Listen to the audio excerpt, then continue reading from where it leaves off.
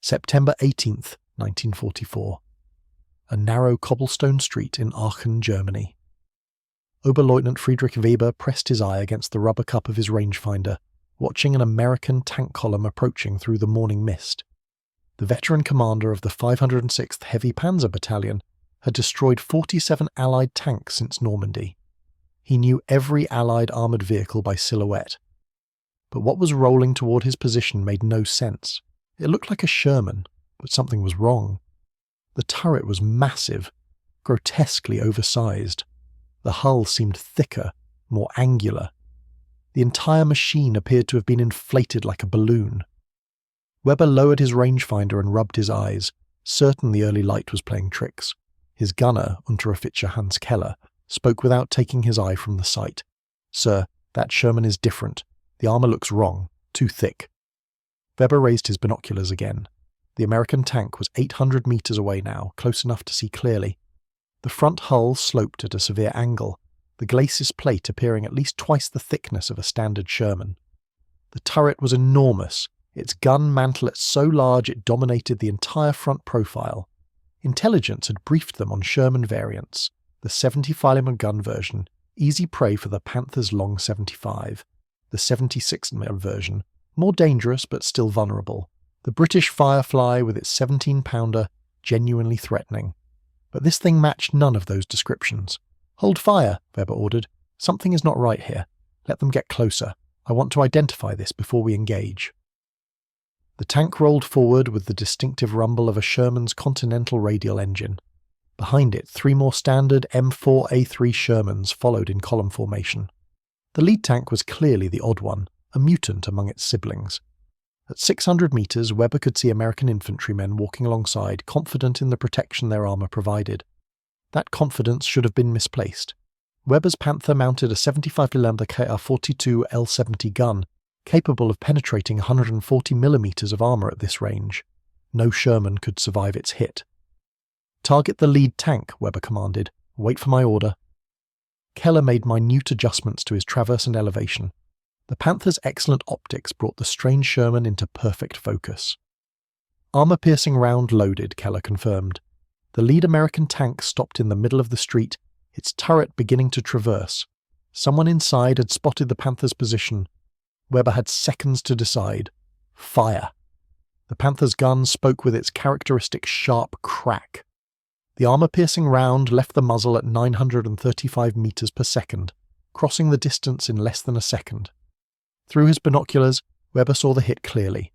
The round struck the Sherman's front hull at perfect perpendicular angle, exactly where it should have penetrated and detonated the ammunition stored behind the bow.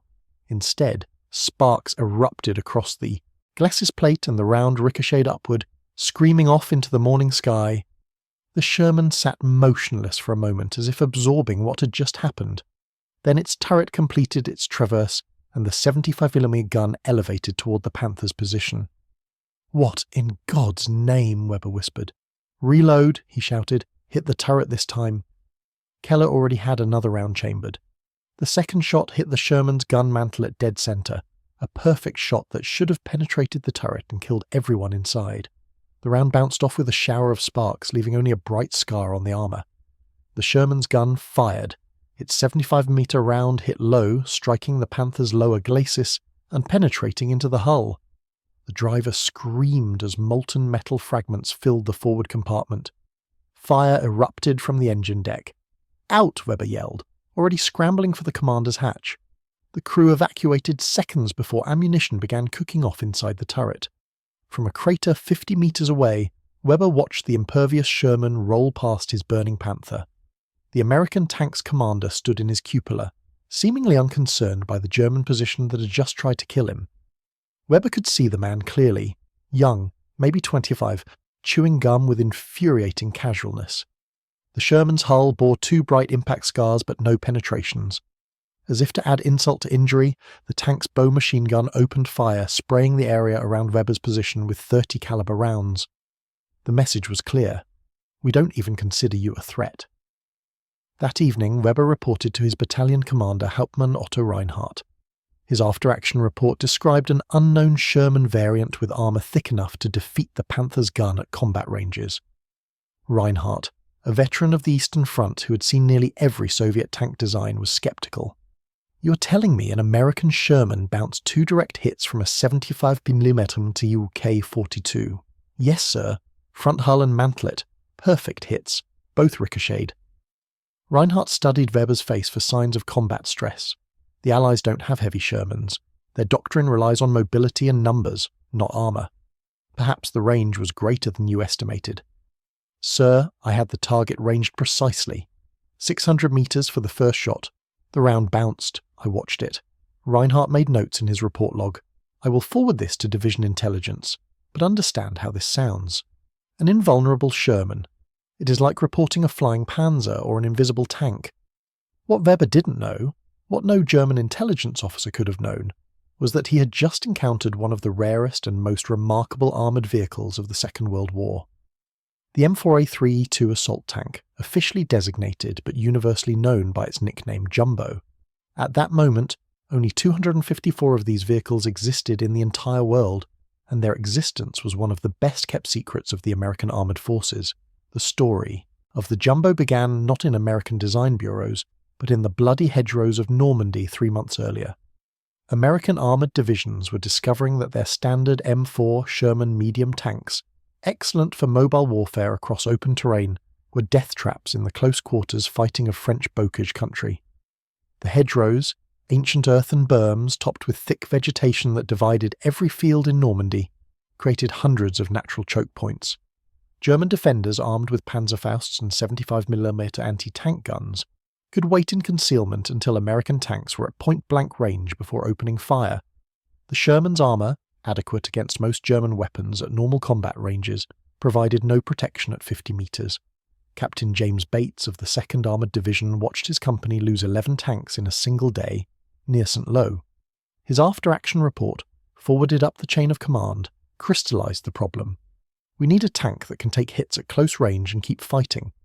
The Sherman has the gun and the mobility, but its armour cannot survive point-blank fire. We are losing crews who never get a chance to fight back." Similar reports flooded in from every American armoured unit in Normandy. Tank commanders were reporting kill rates where German defenders knocked out 3 or 4 Shermans before being eliminated. The crews began calling certain hedgerow-lined roads Purple Heart lanes. The tankers were dying and something had to change. The reports reached the desk of General Jacob Devers, commanding general of the European Theatre of Operations. Devers understood armoured warfare intimately, having overseen tank development before taking command in Europe. He also understood that the US Army was locked into Sherman production. Retooling factories for a new design would take years. Any solution had to work with existing vehicles. Devers contacted the Fisher Tank Arsenal in Grand Blanc, Michigan with an urgent request.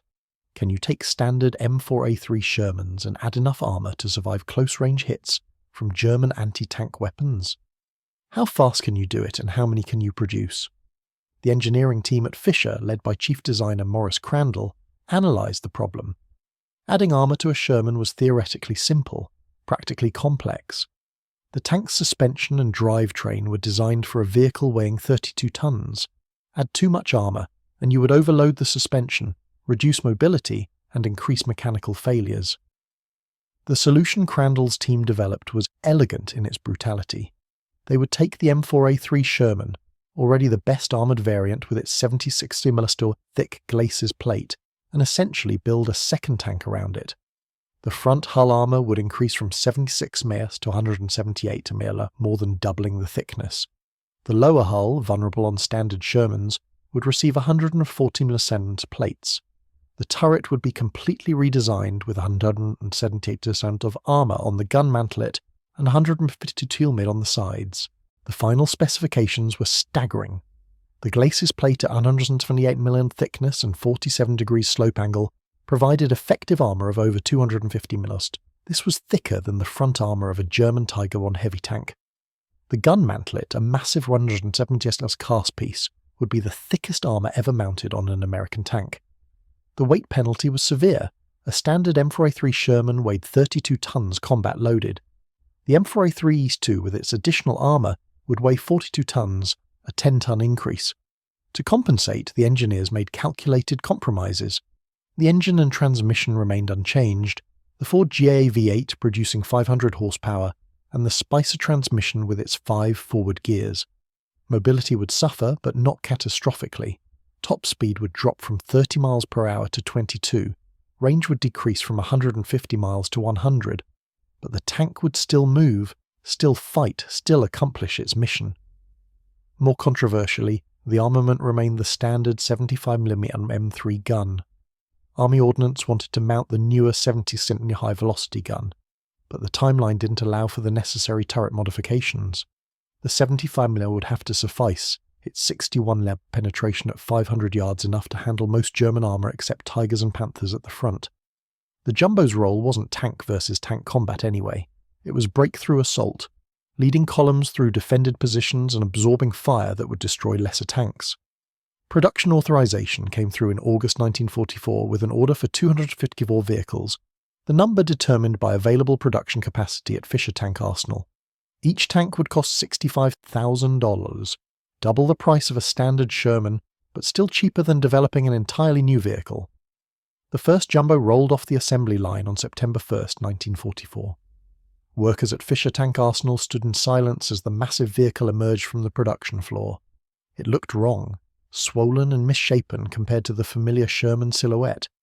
The turret was grotesquely oversized, the hull unnaturally thick. But everyone present understood they were looking at something unprecedented. A Sherman built not to outfight German tanks, but to simply refuse to die. The initial batch of Jumbos was rushed to Europe without fanfare. No press releases announced their existence. No newsreels showed them loading onto transport ships. The army wanted operational security.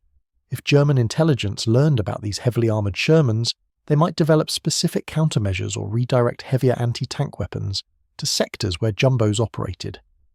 The tanks arrived in France in September 1944 and were distributed piecemeal to armoured divisions, typically 1 or 2 per company.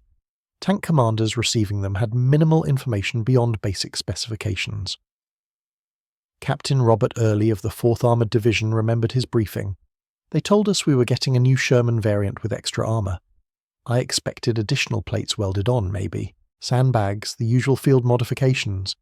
When I saw the actual tank, I thought someone was playing a joke. It looked like a Sherman that had been stung by bees and swelled up. The turret was huge. The hull was massive. I climbed inside expecting a spacious interior. It was identical to a standard Sherman. Same cramped crew positions, same controls, same layout.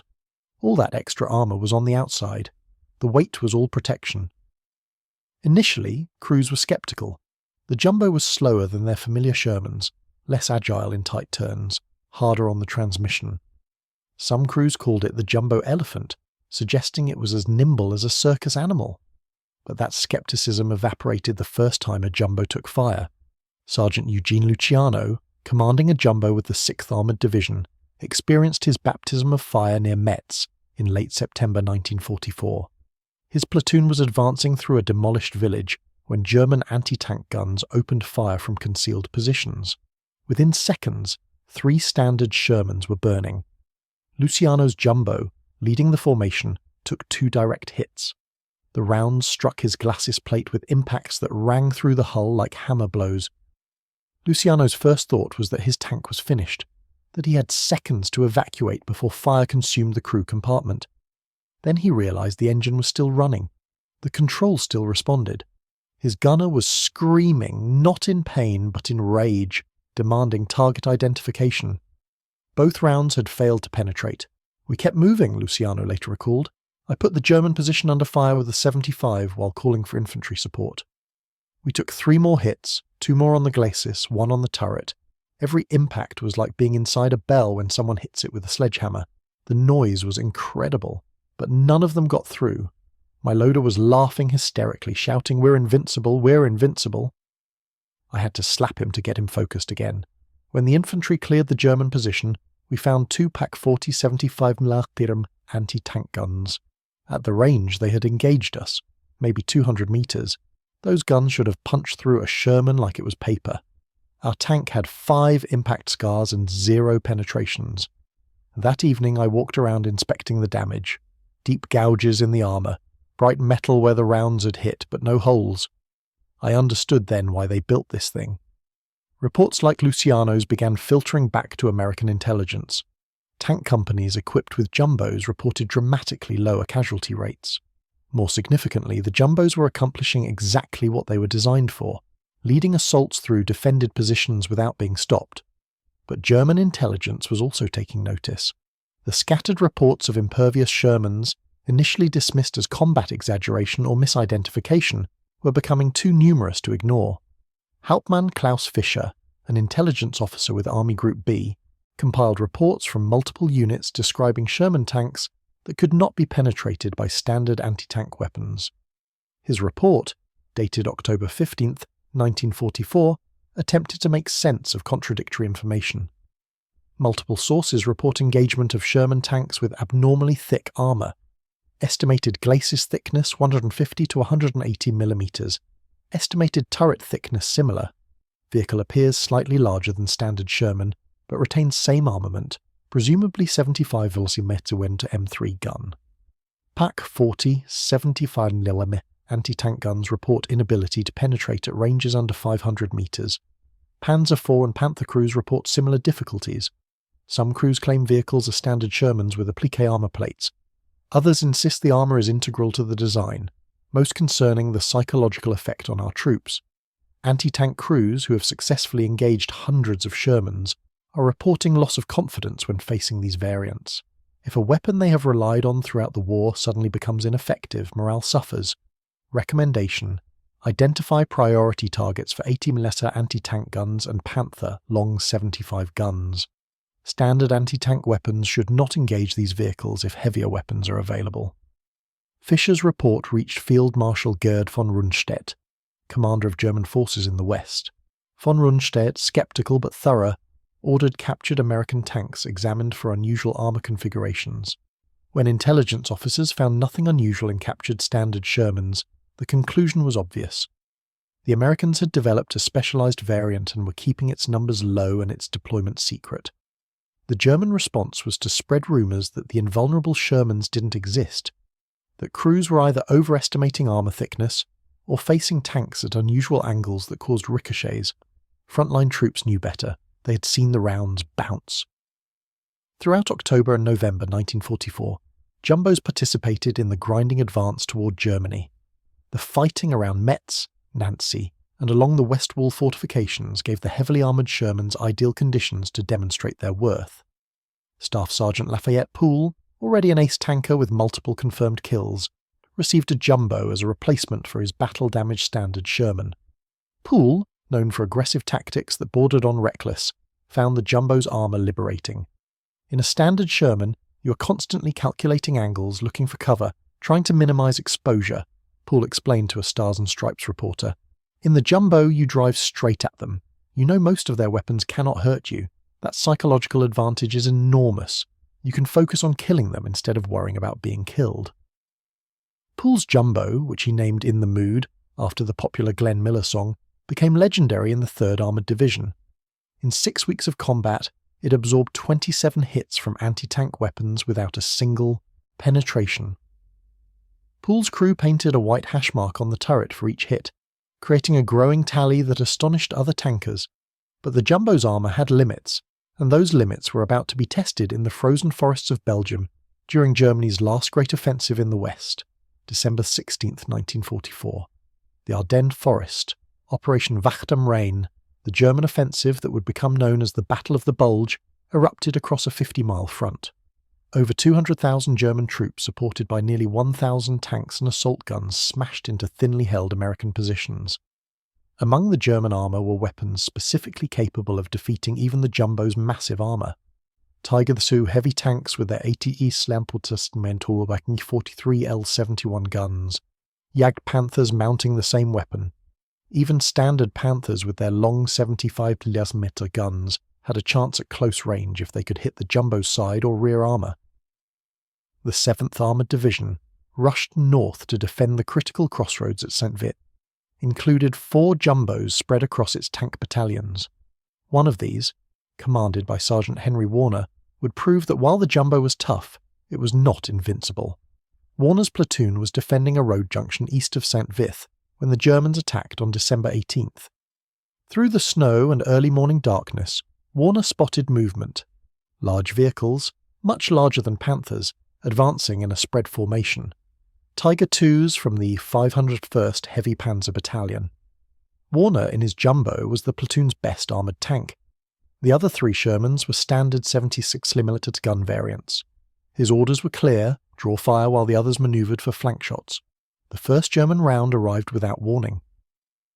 An 80mm armour-piercing shell travelling at over 3,000 feet per second struck Warner's glacis plate at a slight angle. The round, capable of penetrating 182mm of armour at 1,000 metres, met 178mm of face, hardened steel sloped at 47 degrees. The effective armour thickness exceeded 250mm. The round shattered against the glacis, fragments screaming off into the darkness. Through the smoke and snow, Warner saw the muzzle flash of the Tiger II's gun, 800 metres away. A second round struck the turret mantlet, the impact so violent it knocked Warner's helmet off. Again, no penetration. The massive cast mantlet held. "Driver, back up," Warner ordered. "Gunner, target that Tiger. He round, aim for the tracks."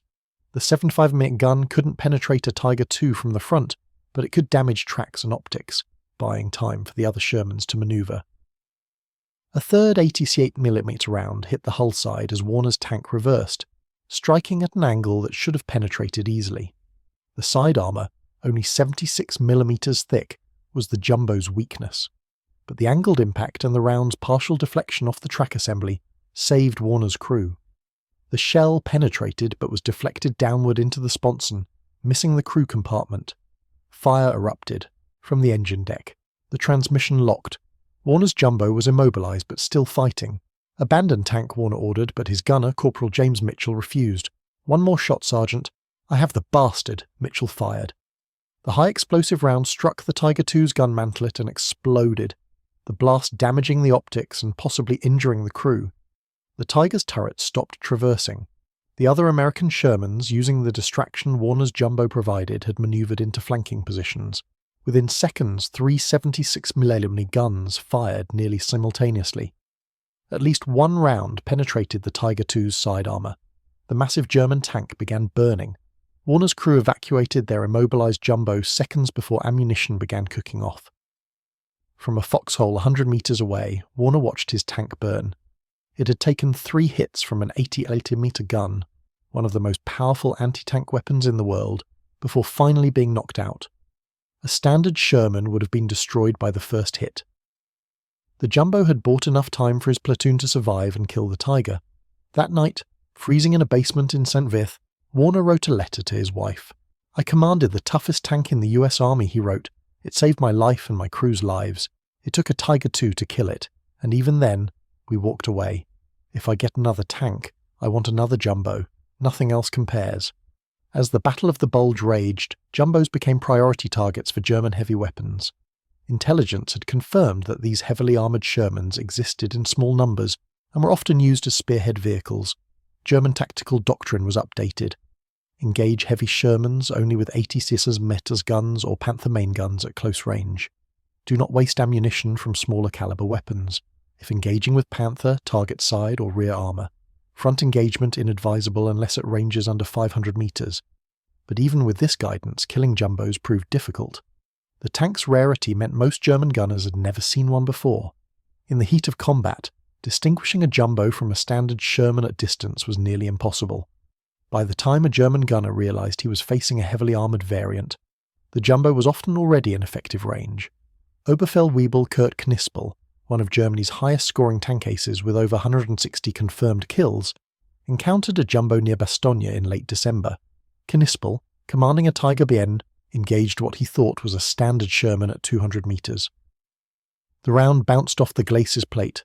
The Sherman, instead of retreating or seeking cover, turned directly toward Knispel's position and accelerated. This was not standard Sherman tactics. American tank doctrine emphasized using terrain and maneuver to avoid direct frontal engagements, but jumbo crews had learned they could afford to be aggressive. Knispel fired again, this time at 900 metres. Another bounce, the Sherman was closing rapidly. Knispel's loader, scrambling to chamber a third round, was shouting obscenities. At 600 metres, Knispel's third shot finally penetrated, striking the Sherman's lower hull where the armour was thinner. The tank stopped, smoke pouring from the engine deck, but it had closed to within effective range of its own 75mm gun and was still fighting. The Sherman fired. Its round struck the Tiger's front plate and ricocheted, but the psychological impact was clear. These heavy Shermans would not be intimidated. Nispel's after-action report was terse, engaged heavy Sherman variant at long range. Required 3 hits to stop vehicle. Crew likely survived. Recommend engagement only with first shot advantage and at ranges exceeding 1,000 meters. These vehicles will close distance aggressively. By January 1945, the Battle of the Bulge was collapsing. German forces, having advanced 50 miles into Belgium, were being pushed back by overwhelming Allied counterattacks. The Jumbos, having proven their worth in defensive fighting, were about to demonstrate their value in offensive operations.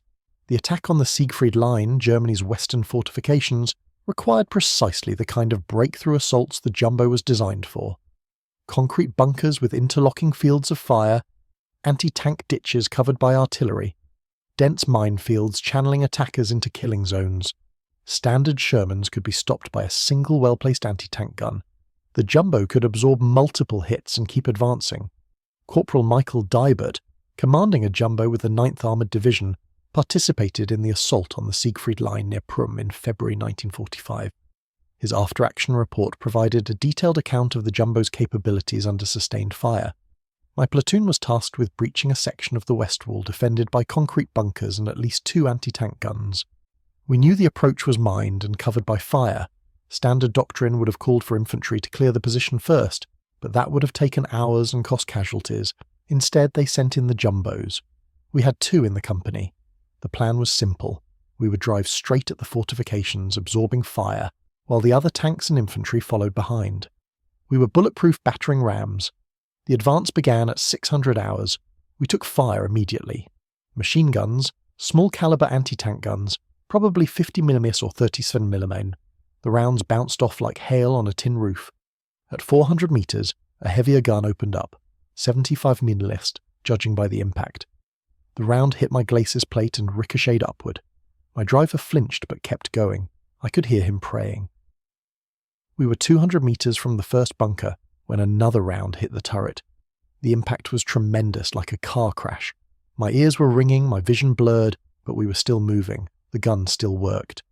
At 100 meters, we opened fire with the 75mm directly into the bunker embrasure.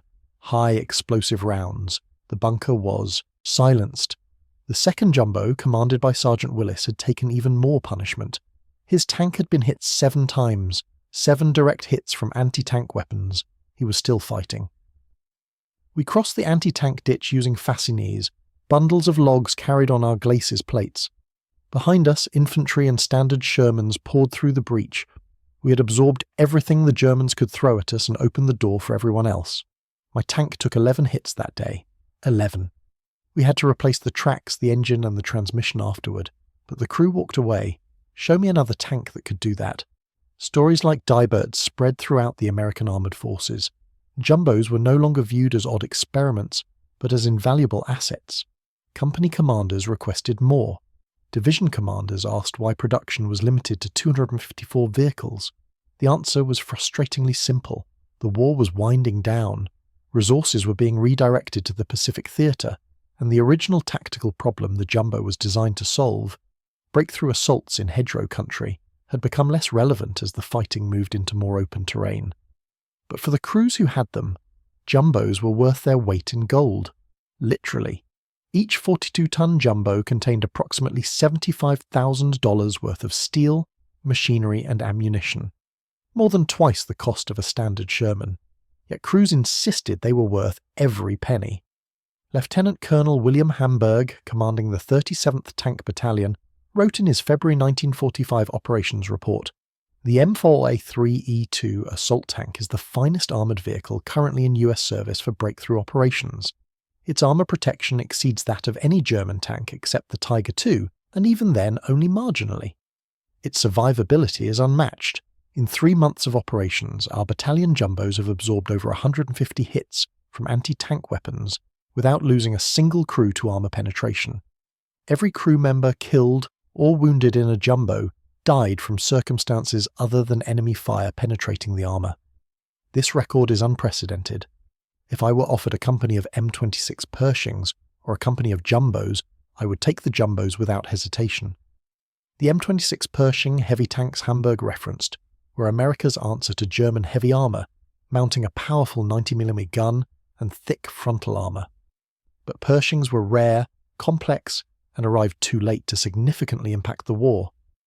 Jumbos, by contrast, were proven, reliable, and available, if in limited numbers. As Allied forces pushed into Germany proper, Jumbos found themselves in increasingly urban combat. Fighting in cities favoured the Jumbo's strengths. Close ranges negated German long-range gun advantages. Multiple concealed firing positions meant any tank would take hits. The Jumbo could absorb those hits and continue fighting. The battle for Cologne in March 1945 showcased the Jumbo in ideal conditions.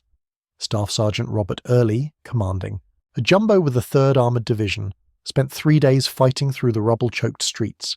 His tank, nicknamed Cobra King, took 21 hits from Panzerfausts, Panzerschrecks, and anti-tank guns. Not one penetrated the front armour.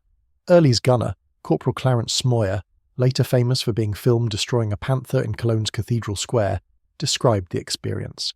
Every intersection was a death trap. Germans with anti-tank rockets in upper-story windows, hidden guns in rubble piles. You couldn't see them until they fired.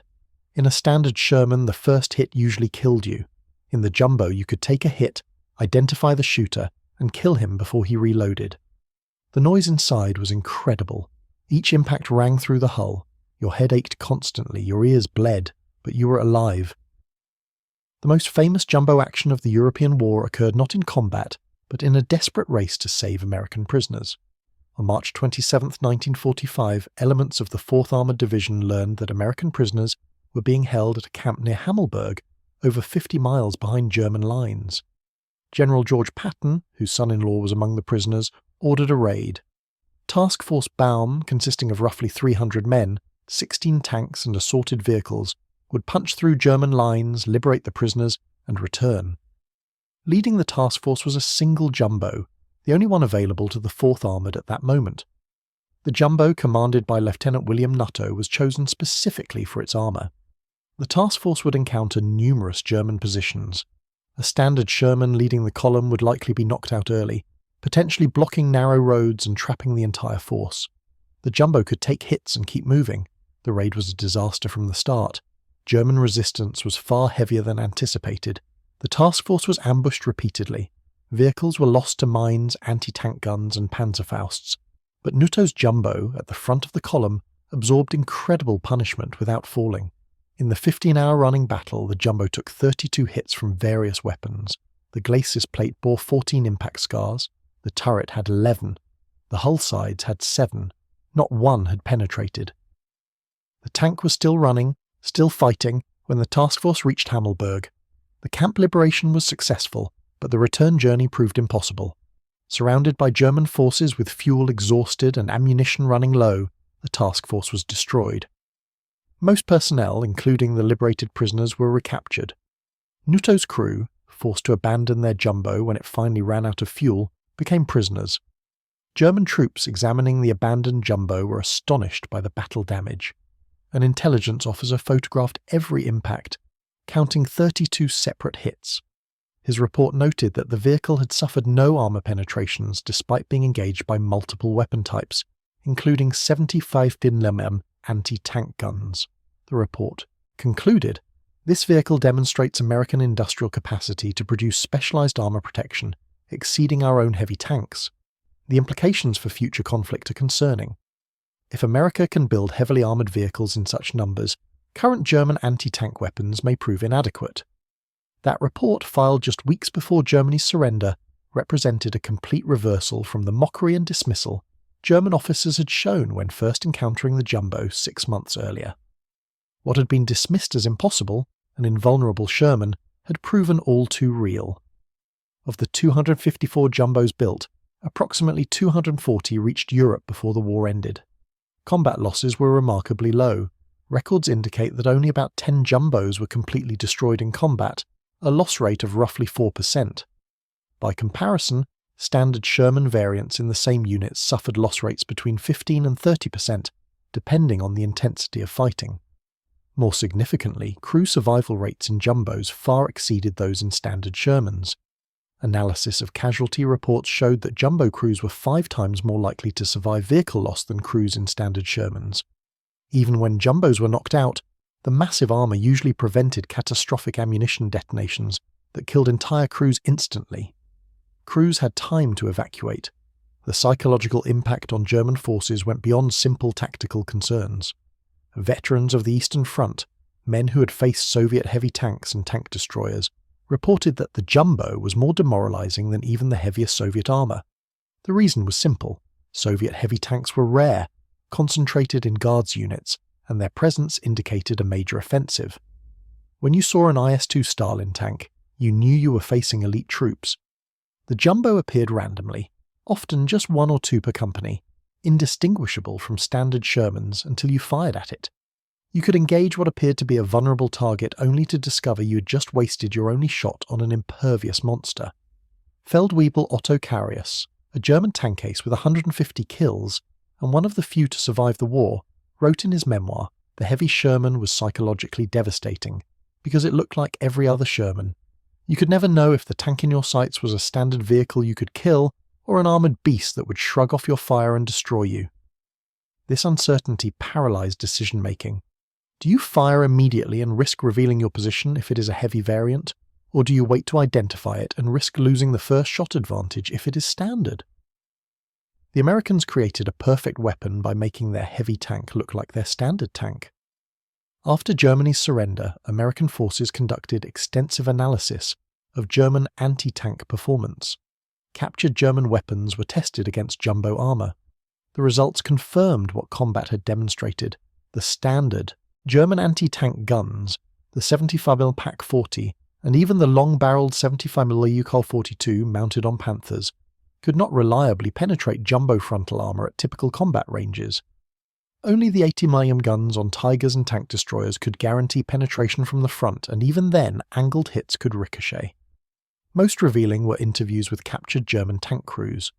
When shown photographs of various Allied tanks and asked to identify which they feared most, a significant percentage pointed to the jumbo, not the M26 Pershing with its 90mm gun, not the British Firefly with its powerful 17-pounder, the jumbo with its obsolete 75mm gun but impervious armour. Obergefreiter Wilhelm Rose, a Panther gunner captured in April 1945, explained the logic. The Pershing could kill us, yes, but we could kill it. The Firefly was dangerous, but rare, and it looked different so we could prioritise it. The heavy Sherman was terrifying because we could not hurt it, and it looked like every other Sherman until we fired at it and the round bounced. Once you fired and failed to penetrate, it knew where you were. You had given away your position for nothing. You were already dead, just waiting for the end. This psychological warfare, whether intentional or accidental, multiplied the jumbo's effectiveness far beyond its actual numbers. German gunners became hesitant, second-guessing their target identification. That hesitation bought time for American forces, time that often meant the difference between success and failure in fast-moving operations. The jumbo story might have ended with the German surrender in May 1945, but a small number of these vehicles were retained in service and sent to the Pacific Theatre. The plan was to use them in the invasion of Japan, where their armour would be invaluable in urban fighting and against Japanese anti-tank weapons. The atomic bombings of Hiroshima and Nagasaki ended the war before the jumbos could be tested against Japanese defences. But intelligence assessments suggested they would have been devastatingly effective.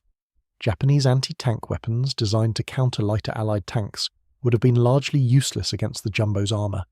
In the immediate post-war period, the US Army conducted comprehensive evaluations of all its armoured vehicles to determine which designs should influence future development. The jumbo was studied extensively.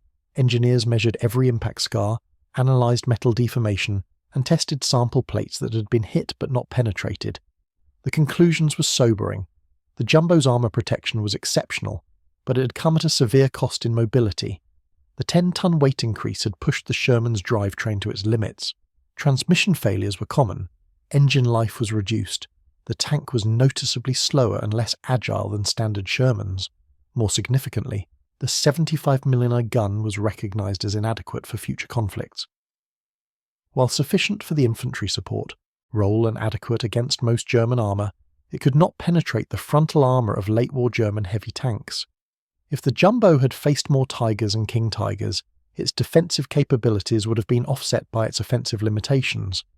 The Army's conclusion was that future heavy tanks needed to balance protection with firepower. The M26 Pershing and its successors would incorporate lessons from the Jumbo's armour design while mounting much more powerful guns. The era of the ultra-heavy assault tank, armoured to be nearly invulnerable, but armed with a weapon from an earlier generation, was over. But for the men who had crewed them, the Jumbos remained the finest tanks they had ever operated. Veterans associations held reunions where former Jumbo crews shared stories. The tales were remarkably consistent. Multiple hits absorbed without penetration. Situations where a standard Sherman would have been destroyed, but the Jumbo kept fighting. Crews who walked away from knocked-out vehicles that looked like they had been used for target practice. Technical Sergeant Joseph Caserta, who commanded a Jumbo through the Battle of the Bulge and into Germany, spoke at a veterans gathering in 1989. He was 67 years old, his hands shaking with age, but his memory of his tank was crystal clear. "We called her Iron Maiden," Caserta recalled. "Not the torture device, but the maiden made of iron who protected us. She took 19 hits in 5 months. 19 times someone tried to kill us. 19 times the armour held. When the war ended, we were ordered to turn in our tank for salvage. I cried. Grown man, combat veteran, and I cried like a child. That tank had saved my life more times than I could count. Turning her in felt like abandoning a friend." Most Jumbos were indeed scrapped in the years following the war. The specialised armour made them valuable for their steel content, and the post-war military drawdown left little room for obsolescent vehicles. By 1950, fewer than 50 Jumbos remained in existence, most in storage depots or serving as training vehicles. A handful were retained at the Aberdeen Proving Ground in Maryland for testing. Engineers used them to evaluate new anti-tank weapons, measuring whether shaped charge warheads and newer armour-piercing ammunition could defeat the thick armour. The results showed that post-war anti-tank technology had advanced enough to negate the Jumbo's protection, but these tests also demonstrated just how far ahead of its time the Jumbo's armour had been in 1944. One Jumbo achieved an unexpected fame in the post-war years. The tank that had led Task Force Baum to Hammelburg, captured by the Germans when it ran out of fuel, had been recovered by American forces and returned to the United States. This vehicle, bearing its 32 impact scars, was put on display at the Patton Museum at Fort Knox, Kentucky. For decades, visitors could walk around the battered tank, counting the hits, marvelling that anyone inside had survived. Each impact, scar told a story of a German gunner who had done everything right, achieved a perfect hit, and watched in disbelief as the round bounced away. The cumulative effect was staggering. This single tank had survived more direct hits than most tanks encountered in their entire service life. In the 1970s and 1980s, military historians began reassessing the Jumbo's place in armoured warfare history. Early accounts had often overlooked it, focusing on the more numerous standard Shermans or the glamorous heavy tanks like the Pershing. But interviews with veterans and analysis of combat records revealed that the Jumbo had played a disproportionate role in breakthrough operations. Dr. Stephen Zaloga, one of the foremost experts on American armour, wrote in his 1984 book on Sherman variants, "The M4A3E2 Jumbo was the most successful specialised assault tank of the Second World War. Its combination of proven mechanicals, exceptional armour protection, and adequate firepower made it ideal for the specific tactical problem it was designed to solve. While it was not a revolutionary design, it was an evolutionary masterpiece, taking the best qualities of the Sherman and enhancing exactly what was needed for close-range assault operations." German military historians, with the benefit of captured records and veteran interviews, reached similar conclusions. General Major Friedrich von Mellenthin, who had served as a chief of staff in various panzer armies during the war, wrote in his 1977 memoir, "We underestimated the Americans repeatedly. We assumed their tanks were inferior because they lacked the armour and guns of our heaviest vehicles. The heavy Sherman variant demonstrated that the Americans understood warfare at a level we had missed. They did not need the best tank for every situation. They needed the right tank for specific situations, and they could produce it in quantity. The heavy Sherman was not a better tank than the Tiger, but it was a better tank for what the Americans needed to accomplish. That is sophisticated military thinking.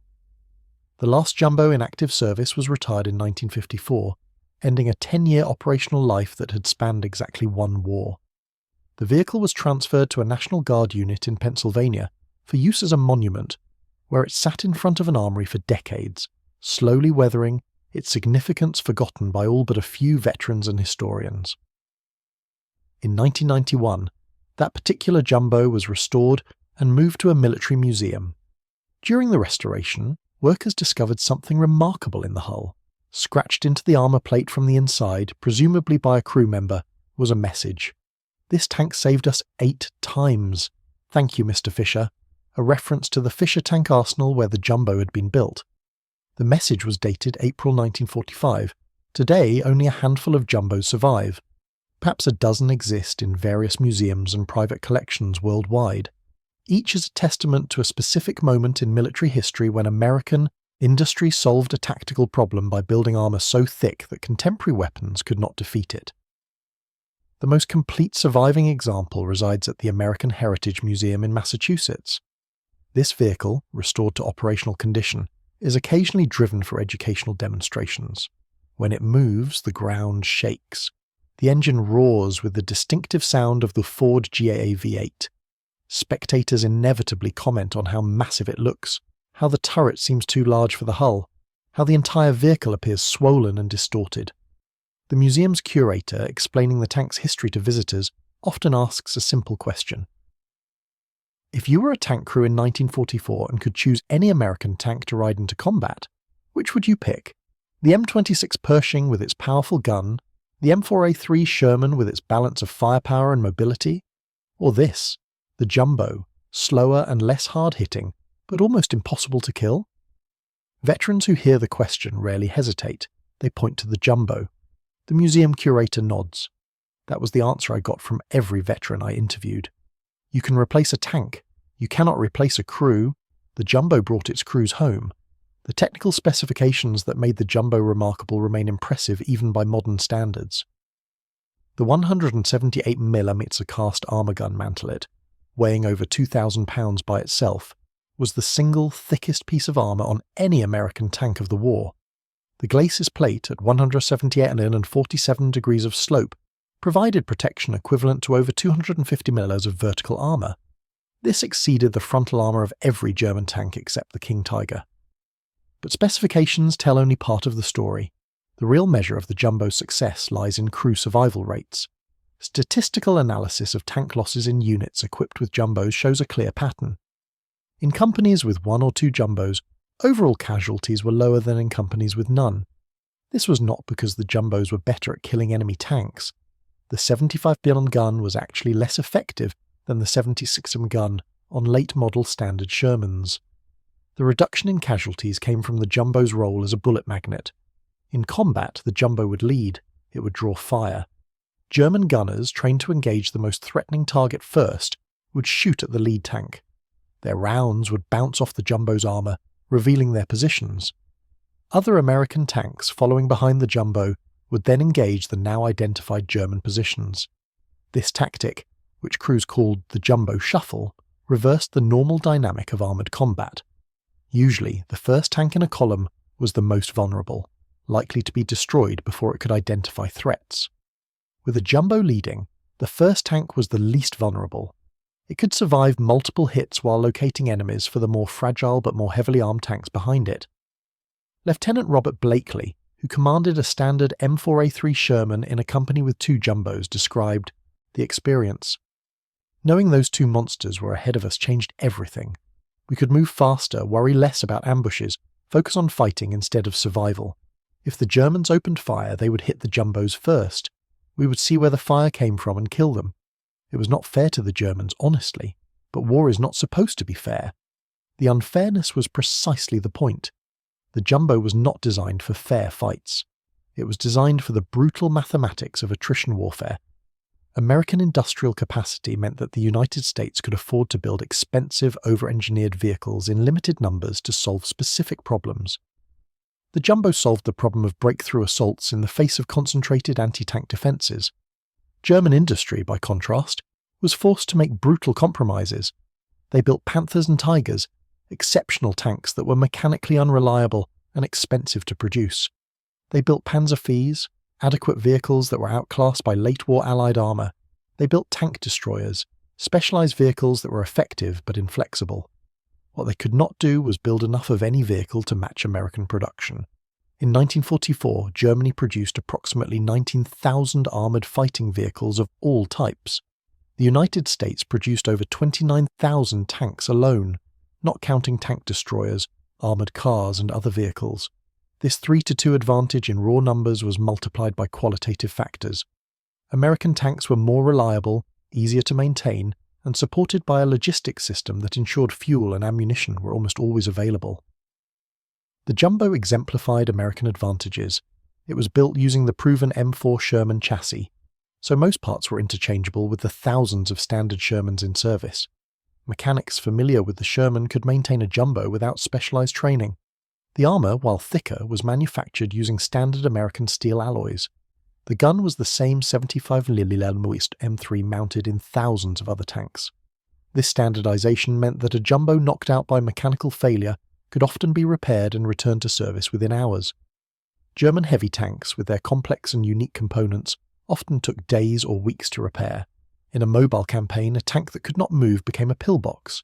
A pillbox in the wrong place was scrap metal. The contrast was stark in the final months of the war. American armoured divisions were advancing so rapidly that supply lines struggled to keep up. But even with supply difficulties, American tanks kept running. Captured German supply depots provided fuel. Airdrops brought ammunition. Recovery vehicles retrieved damaged tanks and brought them back to field repair stations. German units, even when they had operational tanks, often lacked the fuel to move them. Panthers sat motionless, their fuel tanks empty, while American columns bypassed them. Tigers were abandoned by their crews when mechanical failures occurred because spare parts did not exist. The vaunted German armour became a scattered collection of steel monuments to industrial inadequacy. In this context, the Jumbo's achievement becomes clearer. It was not the best tank of the war, it was not the most advanced, the most powerful, or the most elegant, but it was exactly what it needed to be when it needed to be it. A heavily armoured assault vehicle that could absorb punishment, lead attacks, and bring its crew home alive. In the specific circumstances of 1944 and 1945, fighting through fortified positions in France and Germany, the Jumbo was arguably the most effective tank in the American arsenal. The German officers who first dismissed it as impossible, who refused to believe reports of invulnerable Shermans, who assumed their veteran crews and superior weapons would prevail, learned otherwise. They learned that industrial capacity matters. They learned that crew survivability matters. They learned that American engineering, when focused on a specific problem, could produce solutions that exceeded anything they thought possible. Oberleutnant Friedrich Weber, the officer who had first encountered a Jumbo outside Aachen in September 1944 and watched his perfect shots bounce off its armour, survived the war. He was captured in March 1945 when his unit surrendered near the Rhine. In a post-war interview, he was asked about the most effective Allied weapon he had faced. His answer was immediate: the heavy Sherman, not the P-47 fighter bomber, though it destroyed more German vehicles, not the artillery, though it killed more German soldiers, the heavy Sherman because it broke our confidence. We had believed our weapons could defeat any Allied tank. When those beliefs proved false, when our best shots bounced off American armour, we understood we were losing, not just battles, but the entire technological competition. The Americans had built something we could not counter with our standard weapons. That is when I knew the war was lost. Weber's admission captured the Jumbo's ultimate achievement. It was not the 3,000 German vehicles it helped destroy or the breakthroughs it enabled, or even the crew lives it saved. The Jumbo's ultimate achievement was psychological. It demonstrated that American industry could produce specialised vehicles to solve tactical problems faster than Germany could develop countermeasures. It proved that quantity and quality were not mutually exclusive, that America could build enough tanks to equip entire armies while also building specialised variants for specific roles. The Jumbo was a message written in 178mm of face-hardened steel. The message was simple. America could build anything it needed to win, as much as it needed, as fast as it needed. German tactical skill and battlefield experience meant nothing against that level of industrial dominance. In museums today, the surviving jumbos sit silent, their battles long over. Visitors walk around them, reading placards that list specifications and battle honours. Few truly comprehend what these vehicles represented. They see a tank, larger and bulkier than the standard Sherman, covered in impact scars from rounds that failed to penetrate. What they should see is the moment German confidence cracked, the instant when veteran panzer crews realised their weapons were inadequate, the psychological breaking point when the Luftwaffe had already been swept from the skies and now even ground combat, the area where German tactical excellence had always prevailed, was being dominated by American material superiority. The M4A3E2 Jumbo Sherman was in service for less than a year. It fought in only one theatre of one war. Only 254 were ever built. But in that brief service life, it fundamentally altered German perceptions of American armour. It transformed from an object of disbelief to a source of fear. It proved that when Americans identified a problem, they could engineer a solution and produce it in quantity before the enemy could adapt. Most importantly, it brought its crews home alive. In a war where the average life expectancy of a tank crew in heavy combat was measured in weeks, the Jumbo offered something priceless: survival, protection, the chance to fight today and fight again tomorrow. Sergeant Eugene Luciano, who had commanded a Jumbo with the 6th Armoured Division and survived 11 direct hits in a single day, lived to be 89 years old. He died in 2009, outliving most of his generation. At his funeral, his children found a faded photograph in his wallet.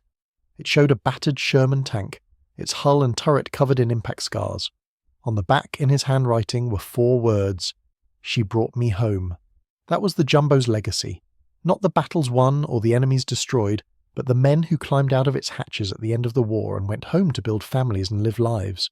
For them, the Jumbo was not a myth, or a legend, or a footnote in military history. It was the reason they survived. And for the German officers who had laughed at the notion of an invulnerable Sherman, who had dismissed reports as impossible exaggerations, who had learned too late that sometimes the impossible is simply American engineering, the Jumbo was the nightmare that proved real. The tank that soaked hits like stone and kept coming, unstoppable, inevitable, the iron fist of American industrial might wrapped around 5 men who refused to die.